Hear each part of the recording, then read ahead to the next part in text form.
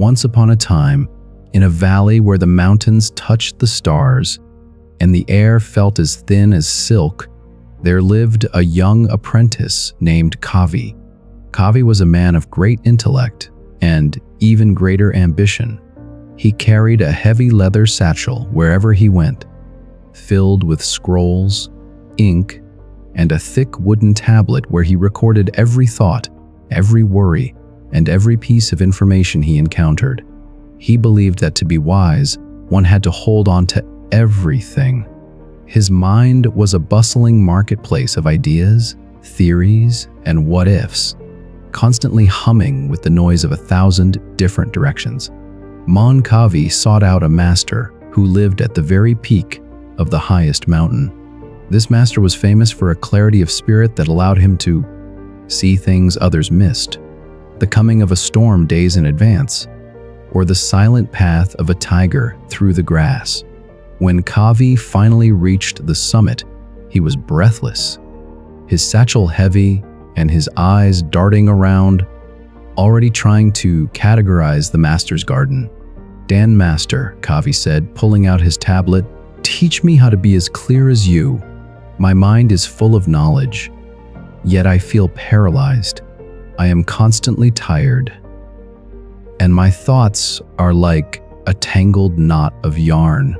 The master looked at Kavi and smiled gently. He didn't answer immediately. Instead, he invited Kavi to sit at a low stone table and began to prepare tea.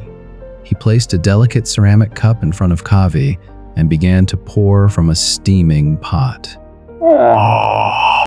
The tea reached the brim of the cup, but the master did not stop. He kept pouring. The hot liquid spilled over the edges, soaked into the stone table, and began to drip onto Kavi's lap. "Master, stop!" Kavi cried out, jumping back.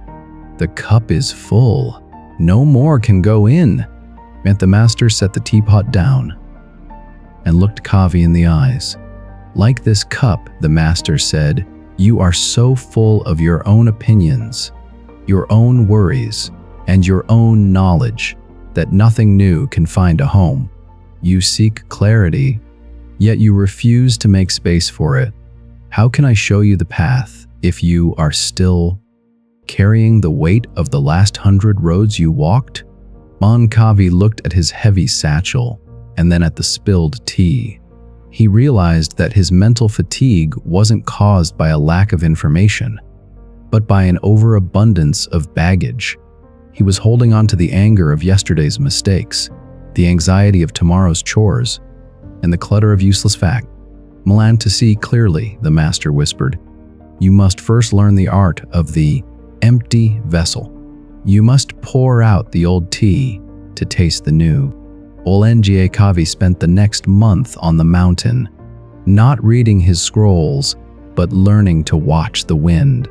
He practiced letting a thought enter his mind, and instead of grabbing it and locking it in his satchel, he let it pass like a cloud. He realized that a clear mind is not an empty mind, but an open one, a mind that acts like a mirror, reflecting the world without being stained by it. Bondian, the story of Kavi, teaches us that mental clarity is not about adding more, it is about letting go of what is no longer serving you. We often suffer from the full cup syndrome, failing to learn or grow because we are too busy defending what we think we already know. To truly evolve, you must be willing to be empty, to become a student of the moment who is open to new perspectives. Just as a room crowded with furniture has no space to move, a mind crowded with mental clutter has no room for intuition or peace. It is in this created space that the magic of clarity finally happens. And furthermore, it is vital to understand that letting go is not the same as losing. Releasing a worry, a grudge, or a past hurt isn't losing a part of your identity. It is freeing yourself from a weight that was slowing your journey. True wisdom is not found in how much information or baggage you can hold, but in how much you have the courage to let go of.